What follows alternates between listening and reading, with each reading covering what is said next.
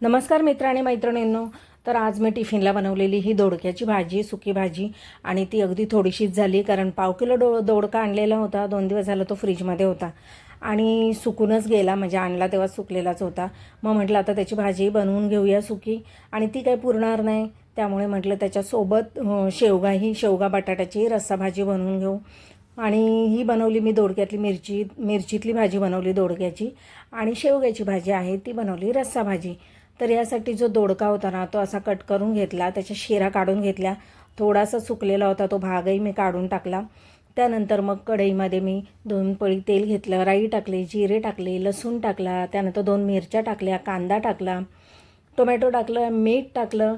छान फोडणी फ्राय झाली आणि माझ्याकडे ठेचा होता लसूण मिरचीचा, तोही घातला. यामध्ये हळद हिंग घातलं आणि चण्याची डाळ भिजवलेली ती यामध्ये घालून घेतली.